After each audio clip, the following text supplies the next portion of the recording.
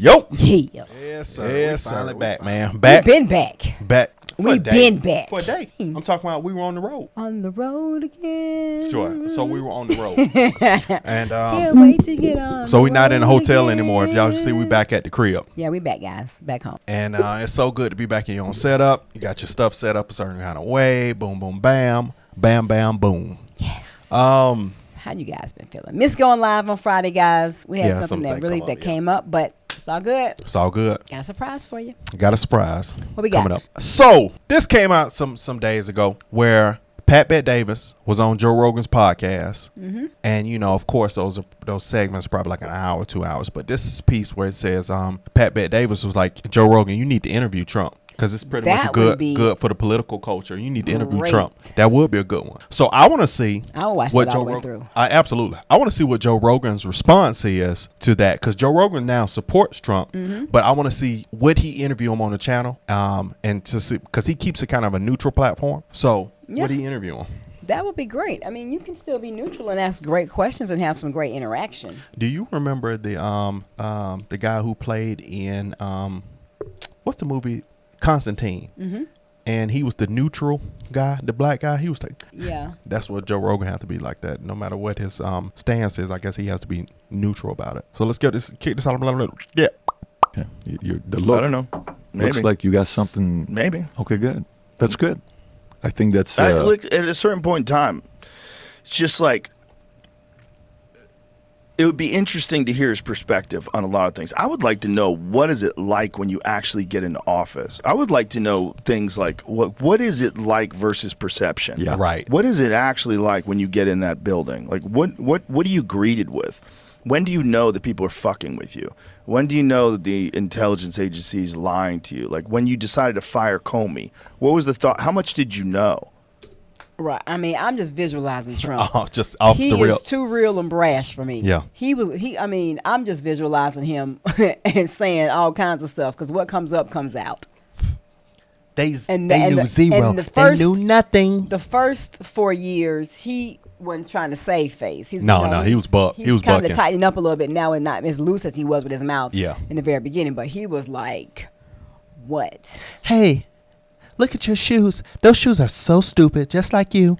I feel like he'd be ready. He'd be ready to roast. I get the idea that the curtain is closed. Like, okay, the show goes on, but that's for the camera. They put it on the show. Yeah. And then after the camera's off, is for real. Yeah, the for sure. curtain's closed and they do what they do. For sure. Like, what's the machine like? What is the deep state really like? Really like? Because we have all these, smoky room perceptions, like from the Bill Hicks joke, where they show you the Kennedy assassination from an angle you've never seen before. What is the machine that runs this country? Because it's very clear that it's not as simple as elected representatives that are doing the will of the people. I think it's grimy. Not. Yeah, I'm really looking forward to seeing you and Trump together. You keep pushing that. I think, okay, I'll tell you from my perspective, like, on why you ought to consider it when you do it. I'll just give you my... okay. Just so you know, he and I don't speak. It's not something that is like, nothing been his set camp up. saying go in there and do this and do that. No, I've never interviewed the guy, so it's not like I'm, lobbying for it. But I think if, when you think about sports or you think about fights, what is the boxing world if Frazier Ali never happens, right?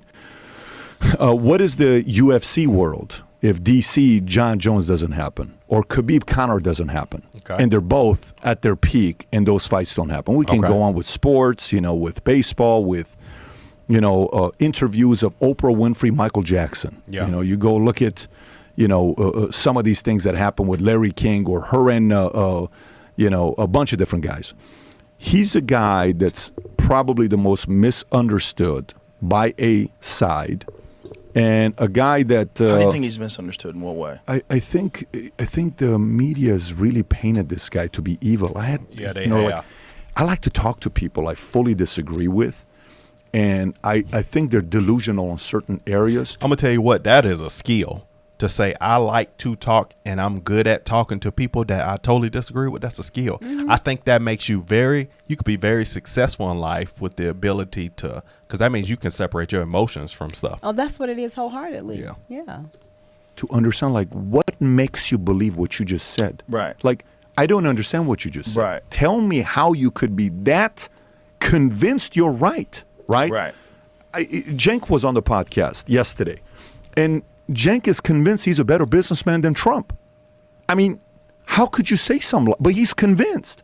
And he says, no, he's a loser. Trump's a loser. I said, dude, what do you mean there's only two things he's won in his life? I said, there's only two things he's won in his life? Yes. Yeah, there's only two things he's ever won in his life. And this is the second time Cenk and I having a conversation together. Politically, we're on very different sides. I'm just trying to find out, why do you think this way, right? And he says, yeah, only two things. He's a great marketer, and he did this. I said, first of all, 15 years, apprentice. Good luck. Go do. No, he had great producers. Mm-hmm. I don't care if you have the greatest producers in the world. Right. You can hire any producers Joe has and go try to match Joe's numbers with podcasts. Yeah, because it's his producers. No, it's a lot of work. Yeah. 15 years. Book, how many years does Art of the Deal does? Well, yeah, but Pat, imagine if you started with $430 million. You would have been richer than him today. I said, $430 million. What's this $430 million? He got $430 million. Are you like counting in today's money versus, well, it's estimated this. Okay, he got $1 million, he got $14 million, no problem. He got family money.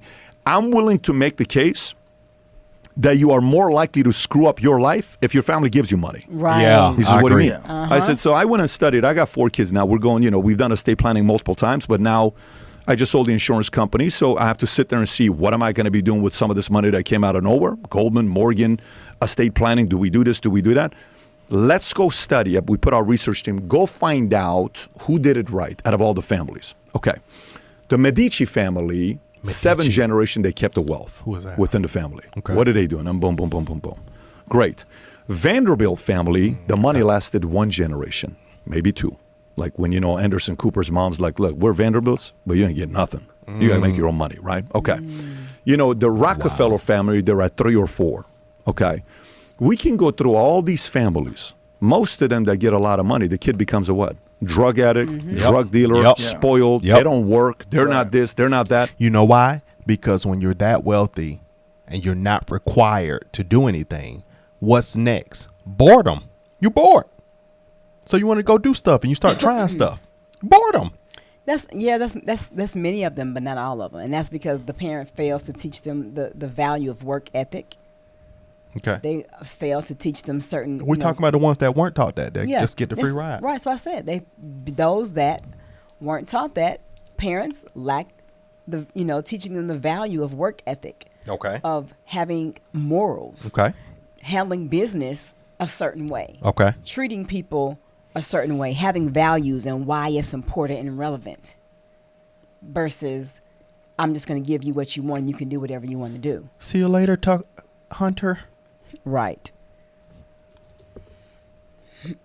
Okay. So let's just say he did get the money and he still doesn't do drugs and he doesn't do alcohol and his vice is women and he works his ass off in business and he makes it where he makes it to. Yeah, it's very easy to make the argument that actually if you do come with money, it's a harder life than a person that doesn't get money. To have that drive and ambition. Not necessarily it's a harder life to have that fire, the ambition that, you got. You can't teach that. You either got it or you don't have it, right? Mm-hmm. Okay. So then we go into politics. So let me get this straight. This guy wins in New York. He becomes a billionaire. He wins on TV. He's won with women. He's partied with everybody. In 1988, he's doing an interview with Oprah Winfrey, and Oprah Winfrey says, hey, you sound like you're going to run for office. No, I have no interest, but if I ever did, I'd win. Okay. Then he runs. Everybody thinks it's just a marketing deal that he's doing. Right. And then when he wins, I don't know if you remember when he walked down, he's like, even him himself, they were kind of like surprised. Babe, we just won.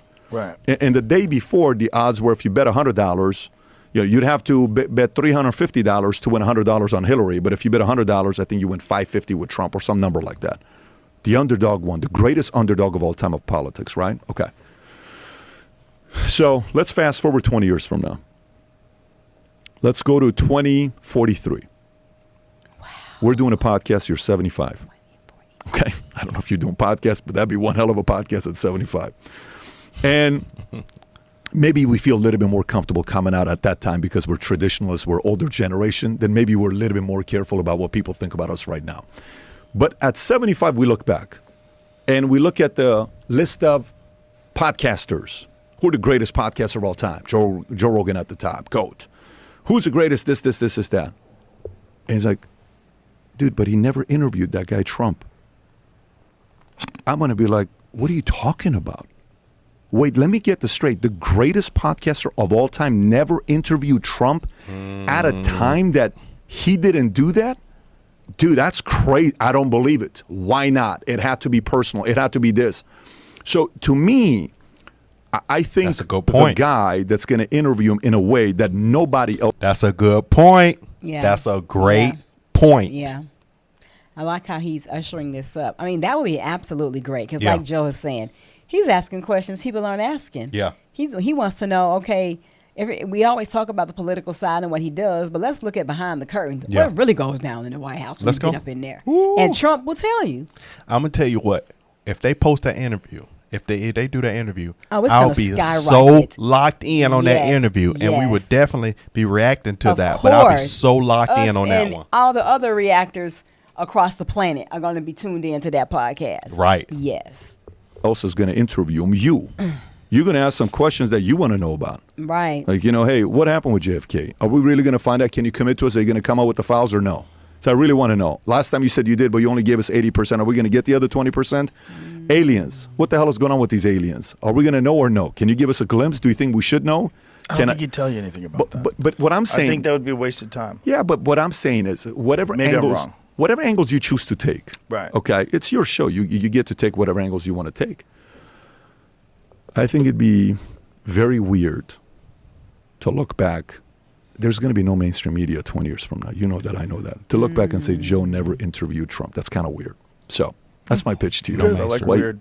You like weird? I like 20 things are weird. years. I don't know about that. I think I think Stop fighting it, Joe. Talk about you like weird. No, interview the man. years I from guarantee now. you, if y'all set it up right now with his people, I guarantee you money. If you say Tuesday, we're gonna Trump, when can you make it? I can be there. I can be Wednesday at 5:30. Everybody need to be ready. Wednesday 5:30. Yeah. think one. Why don't you interview him? Why don't I interview him? I think if I give you my assessment on why, Have you ever tried? I'll give you my assessment on why I think. Okay. I think if he's him, okay, you're here, Joe. Everybody else is below you. That's right. In this space, not mainstream. In mainstream, he'll do Tucker. He'll do, Hannity. Megyn Kelly, Megyn whatever. I don't know if he's done Megyn Kelly. He hasn't done it, but he'll do Tucker. He'll do Brett Baer. He'll do Hannity. He'll do all that stuff. But in this lane we're in, you have to do you first. Then comes everybody else. Yeah. He can't do that. Yeah. So I think we come after you Let's come. go. But if I'm his advisor, I would advise him. You can't go to anybody else unless you go to Joe first. And I'm telling you, from a perspective of if I'm his counsel, I would say you go to Joe, then you go XYZ. Everybody else is XYZ Joe. You're Yeah. Joe. Yeah. That's Everyone good. else is XYZ. That's yeah. good. Let's go. And I think he knows that. And That's I think good. the person in control right now is not him. It's you. Like the person in control with Hunter is Hunter's camp, not you. Do you know what I'm saying? Mm-hmm. Like, Hunter, no, Joe, whoever gets to say no, they're in control. Right. So, but from your perspective, what's going on in America today, I would say if you don't do the podcast with him, you're helping the establishment and you're helping a guy named Joseph Biden. Oh. I think you're helping that person. No. It's kind of weird. But indirectly in your mind, Wow. you're helping Joseph Biden win by not interviewing Trump. Did you come Okay. on this podcast specifically to No. try to get me to interview No, Trump? you brought up Trump multiple times. I never brought it up. It seems like you Let's go. did. I I- think you did. I could tell you, Joe, don't go live with this podcast and keep it until after you do Trump's interview and then say, Pat told me don't do it, and then they're going to release this, even if it's 3 months from now. I wouldn't care if you did that. Your guys support, I respect. I love the work you're doing. I'm talking to you as if the camera's not on right now. Don't go live with this. Go live a week after Trump. And we can date it right now. We can show the phone.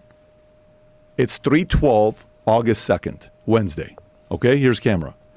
If you don't go live with this until after Trump, I don't care. Well, I'm going to go live. With I'm this. just saying to you, I from understand my what you're saying. perspective, what I'm trying to tell you is I don't want you to think there is a, motive. My purpose of being here in Austin, I've been working on a gift for you for God knows how long, which at the end of the podcast, when you said we're done, I'll show you, a couple of these gifts. One of them took us a while to get. I came here because, as a Middle Eastern, you're opening up a comedy club. We talked, you dream the way you build it. Everybody, tells me I got to go. I'm like, dude, I got to go, but I don't want to go empty-handed. So I came here to give you gifts. Then you said, if you're here, let's do a podcast. And I said, no problem. Let's do the podcast. So now we're here. I'm going to give you the gifts, all that stuff. No one's here with a motive. The motive is, as a friend, as a guy that's in the same space as you, and you're the Michael, you're the Brady of the space, I'm encouraging Michael and Brady to consider this. That's Let's it. go. Okay, Yeah. I'll consider it. Yeah, there you go. All right, thank you. Jamie, what's the chances this thing's going live? Oh, 100%. Yeah? 100%. 100%. Yeah, this is Okay. going to air. All right. Why would I not air it? I love you. No, I don't want you to think there is a motive in something that this person wants from you. Yeah. I don't think that, but I do think you would like me to interview Trump. I think you've been very clear about that. There's no question about that. Yeah, I'm not. Man, that would and be I said this to you in a fire. text a year ago when, I said so. But, yeah, I do want to see it selfishly as a fan. So if you like this clip, Absolutely, I would That love be to the see that. I podcast want of to all- for the year. That would be right. That would be like how you wrap up 2023. Ooh, that'd be the podcast of How the year. you wrap up 2023. Man, that would be so fire because Yo. Joe would ask those questions that many people don't ask. Get Yo. out the politics and let's find out behind the scenes what really goes on. Lights, camera, action, but when the camera and the lights go off, what goes down? Because he didn't stay there. He said he never slept there. Not He would one go time. to work and leave there and go to his house. So that I means, ain't mad that at him. means, you know what that means? That means every night that man would get on his private plane and head back home. That lets you know, and that's to me Every night, all bruh. the more reason why he wasn't compromised. Because it truly was like a job. You go there and do your work, and if whatever your shift ends, Yeah. I'm leaving. Of course, I'm sure he did things from his house too, I guess. But I'm just saying, it showed them perspective-wise how he felt. He wasn't there to try to make no friends because he couldn't stand half the people know what he said. He did make friends with politicians, I guess as he grew. He maybe even had a few friend politicians. Yeah. But for the most part, he was like, oh, no, I can't stand these folk. You got to go. You got to go. You got to go because you don't know nothing. I don't even know how you got this job. Oh, my God. Forget you. Forget you. You're cool. Yeah, right. He's like, I don't even know how you got this job. Who hired you? I mean, that's a shame, but that's real. That's real. That's real. Not because it's your friend, cousin, you went to high school with, sister, brother, and you ain't got no qualifications, no credentials, but they like you, so they're going to bring you in here. And, whoo, Let's yes. go, man. Come on. So, man, that'd be the podcast of the It year, would. man. Rogan and Trump. And I would love I'll to be see honest it. with you. That would reach to a lot more of the people that lean on the left. You know why? Because Rogan is a neutral podcast. Okay.